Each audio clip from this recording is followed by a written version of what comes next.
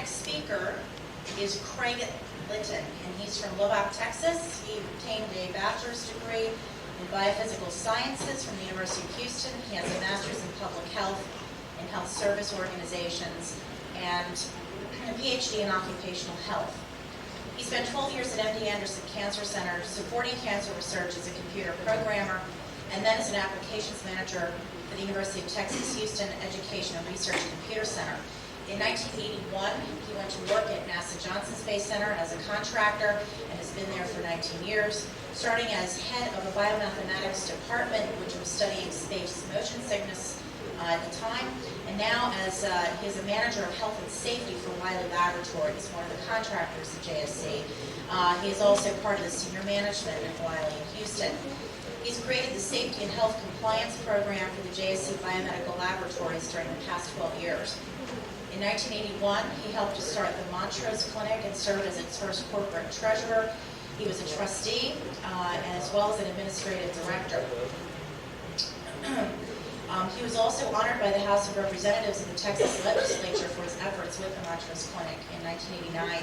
He serves as a member of the editorial board for the International Journal of Life Support and Biosphere Sciences, and was recently elected to be a fellow of the 210-year-old Linnaean Society of London. The presentation today is based on his dissertation that was a system safety analysis of the basic environmental and occupational health issues as affected by the design assumptions and concepts behind existing lunar and Mars settlement proposals. Please join me in welcoming Dr. Litton.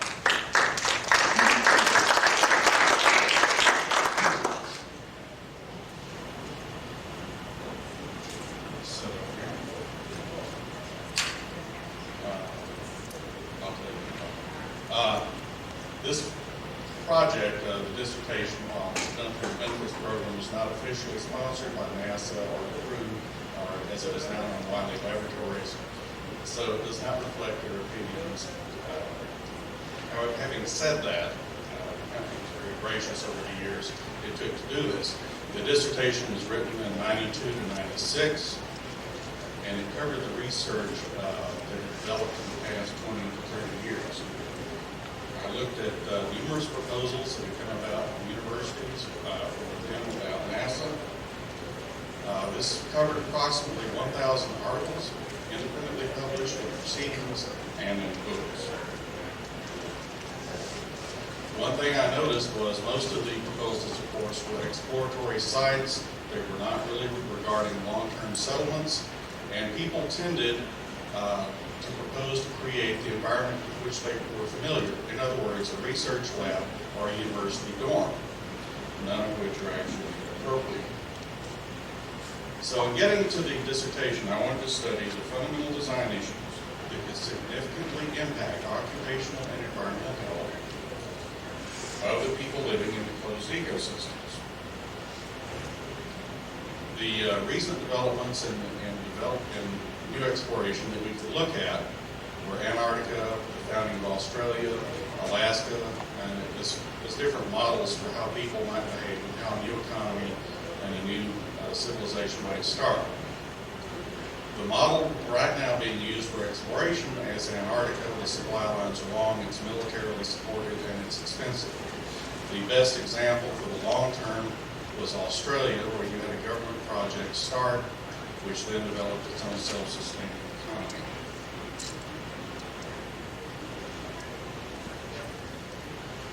Human habitation of lunar and Mars cities requires the development of self-sustaining communities in which food can be grown, the environment maintained, work to expand and extend the enclosures can be performed, and the goods and services, go ahead to the next slide, necessary for tasks associated with human life and civilization can be produced. The success depends on the ability to define, design, build, and maintain, live in and with closed ecosystems. Every design characteristic in long-term health, every design characteristic will either contribute to or detract from the immediate and long-term health of the individuals enclosed. For the community to survive and expand, it must generally promote the occupational and environmental health of its inhabitants. Therefore, a fundamental issue, design issue, in the space community is the health of the community that support and maintenance. Okay, having said that, I'm not going to go into detail on some of these slides, but go ahead and put them up and put the next one. We'll talk about what's there. Not going to read all the areas, of course. This was a cross-disciplinary project, and it was not an attempt to answer the questions, but initially to ask them, and I wound up discovering the sensitivity of various health issues to the various design choices that would be available. Fundamentally, before a project starts, the most important thing that goes on is the assumptions and the design choices made before engineers are even brought in at the very first.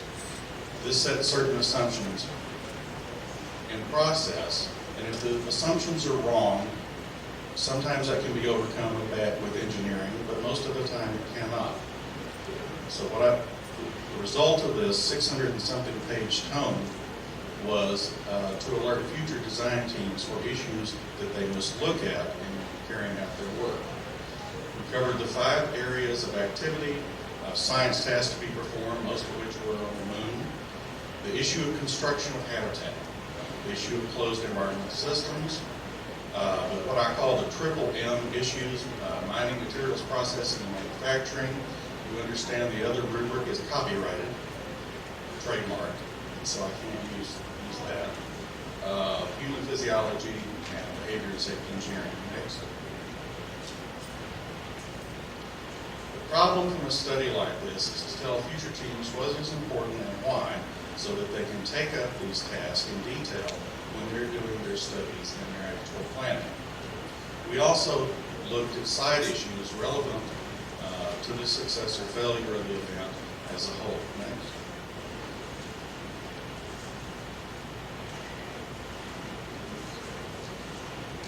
The product of this was a very long matrix in which running across the top were columns, and within the 5 design areas I identified 25 issues where the fundamental assumptions can be made correctly or wrongly. And then there were several hundred health issues that we examined for their sensitivity to the design issues. And those ran down a very long column. And so I got your typical NASA engineering matrix, so I hope the engineers will pay attention to this in the future.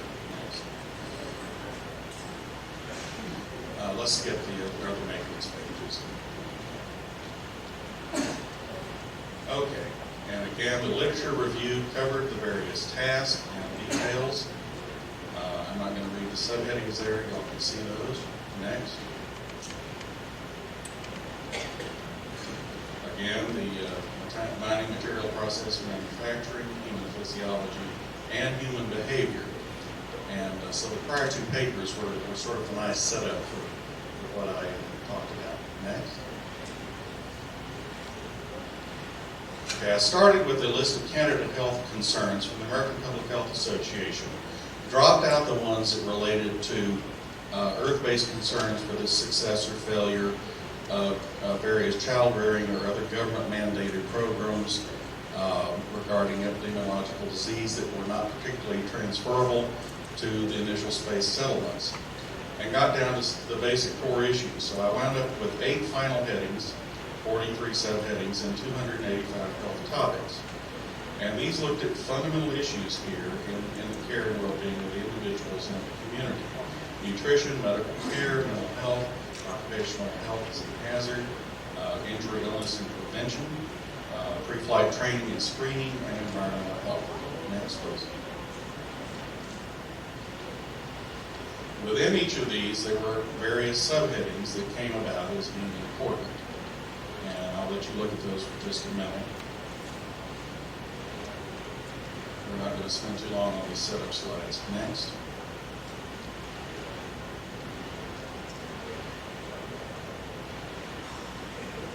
Okay, and next. Okay, skip that.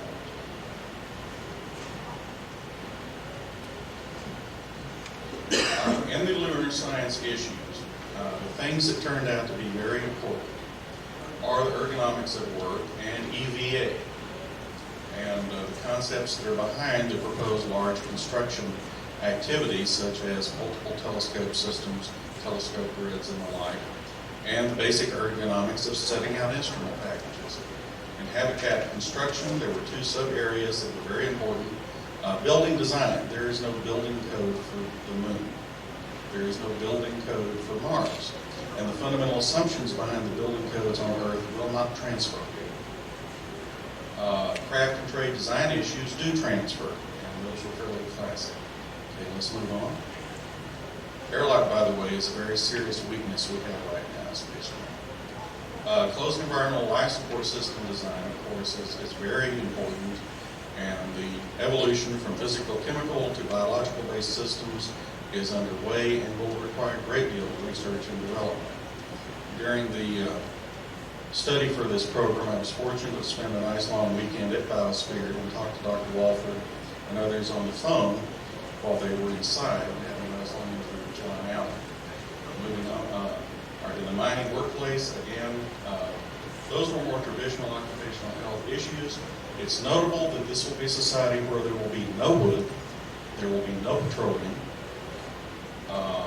we will not have mass consumption, we're going to have batch processing. Moving on.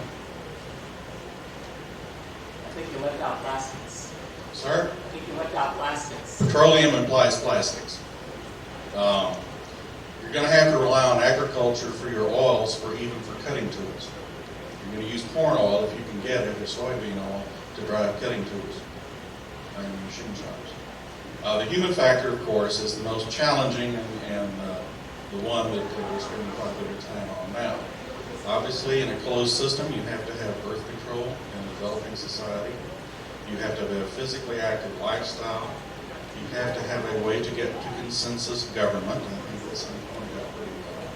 You have to have some practical fail-safe technologies, and you have to integrate the knowledge into the operation of the community. All right. What I discovered was, out of the various headings, health topics, and the like, 11% were highly susceptible to design criteria. 24% were moderately susceptible. 158 of the health issues could have been affected by the choices made, and there were some that did not appear to be susceptible to the design issues.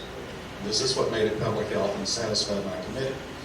They decided it really wasn't science fiction after all. And this was the very first public health dissertation done on space settlements, to my knowledge. Moving on.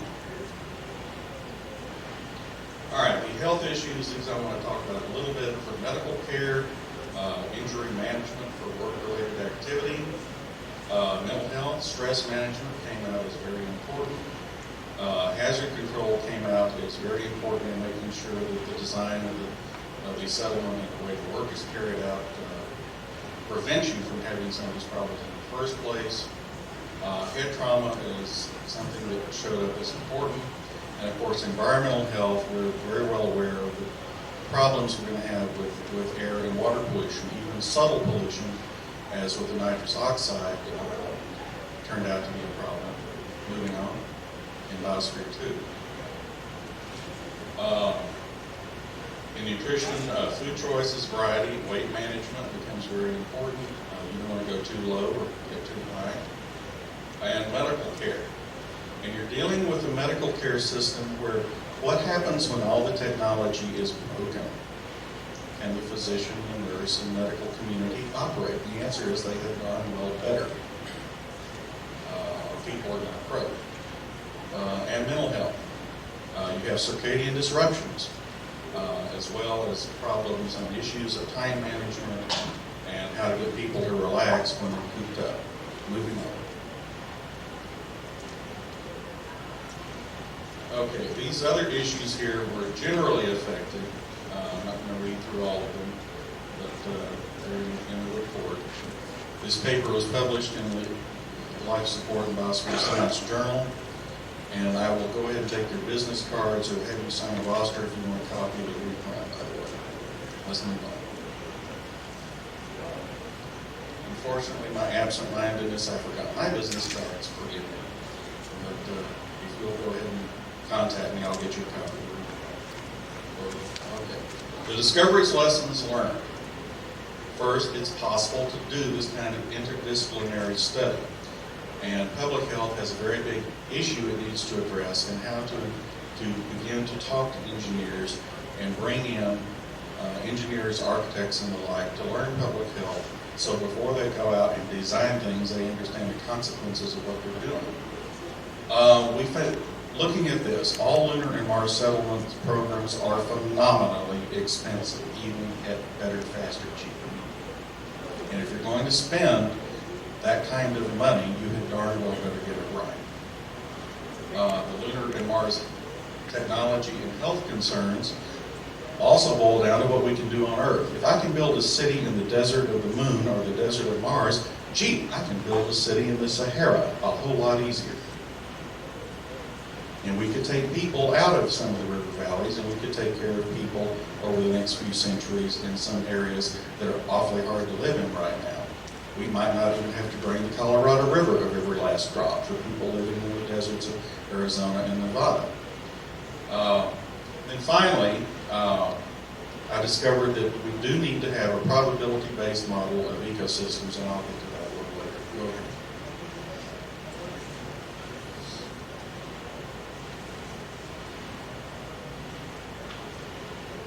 Okay, I have a hard state of that. Let's go on. A lot of the proposals that have gone on, and this is what concerns me about even the Let's Get to Mars right now, because I want to see it in my lifetime issue, is that they're flagging footprint visits. You're going up in a recreational vehicle, and you're not going to stay. And I'm concerned that if we make the obligatory trip to Mars, and we get the pictures on CNN, everyone will go, okay, well, we've done that, now we're bored, and won't go any further. So I do think we need a generation-long series of good development work here so that we can transplant and start building economies up there. The other issue has to do with the fact that a real space settlement won't be all scientists or engineers. In fact, no more than 5 or 10% of the labor will be spent on that product being sold back to the mother economy. 90% of your time is going to be self-sustaining development and growth, so that you can build more volume, so that you can house more people, so that you can grow more agriculture, so you can weave clothing, and so that you can get daily life accomplished. Yes?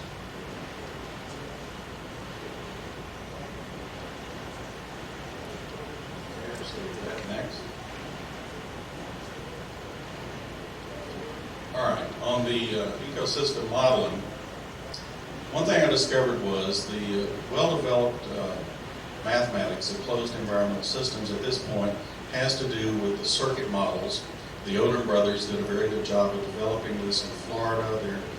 They're now retiring. I think Martin Nelson of the Biosphere crew is studying under one of them, or he either has or has worked on his doctorate with them. But what we do not have is a notion of a probabilistic model of a closed ecosystem.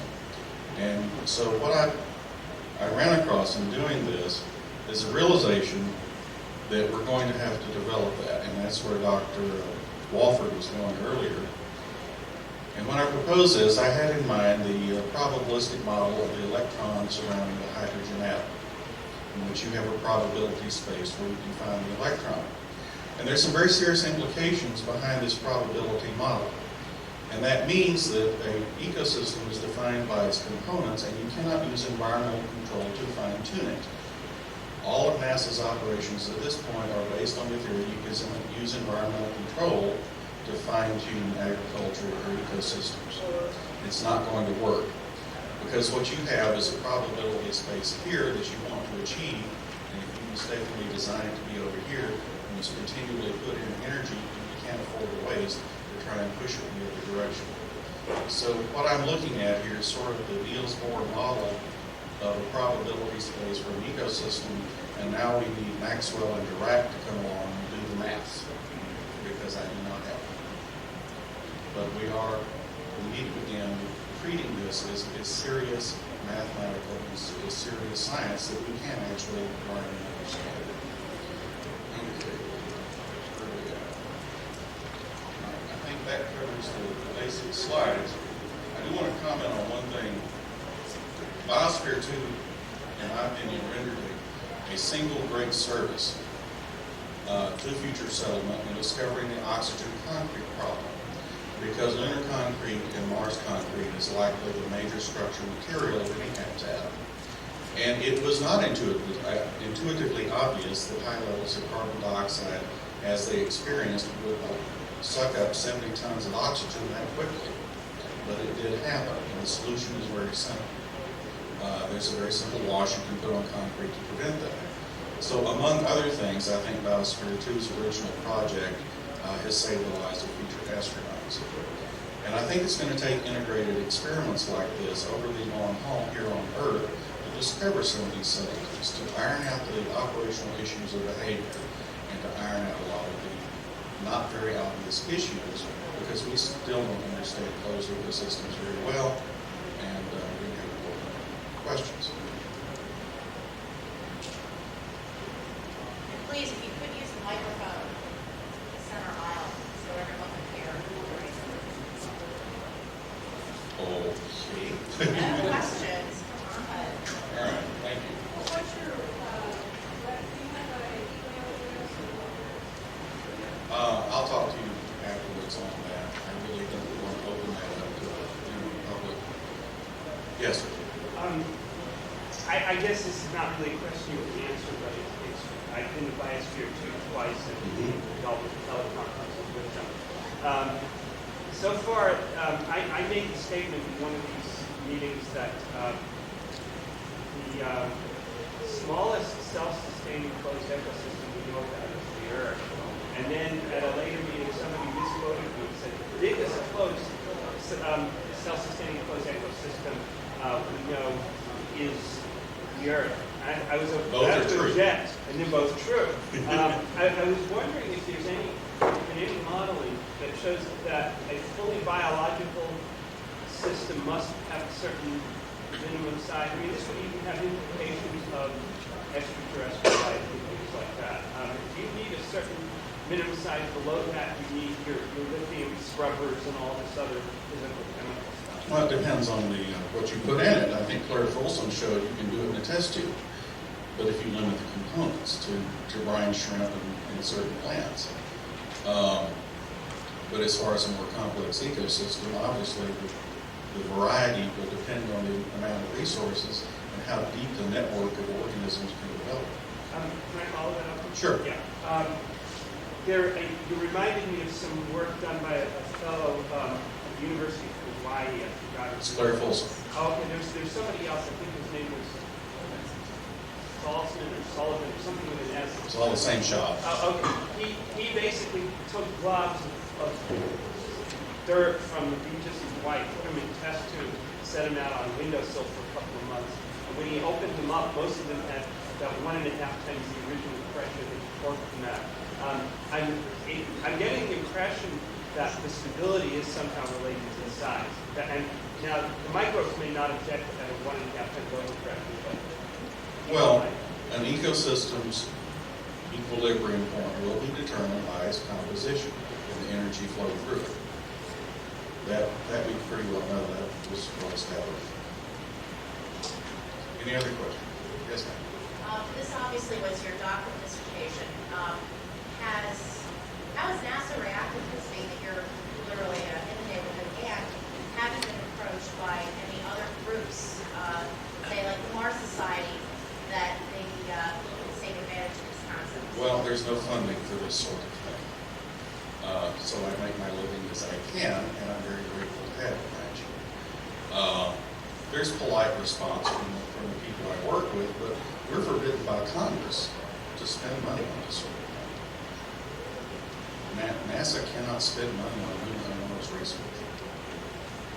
Now, there is a separate shop, which is separate from me, under Dave Henniger, that is doing the advanced closed ecosystem work with AIM, and it's justified under space station research.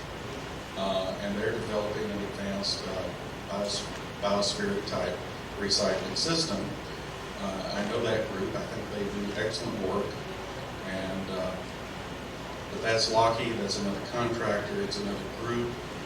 My approach to doing things at this point would be different than what they're doing, because they're doing good engineering. and I think highly of their work, not only. There's the Ecotron in London, at Imperial College Surrey, where the British are doing ecosystem research, and there's Biosphere Japan. And so there are a number of teams continuing this work, but within NASA specifically, we do what we're told, and as a contractor, I definitely do what I'm told. It's how it works, and you want to please the customer, and NASA as an agency must please Congress.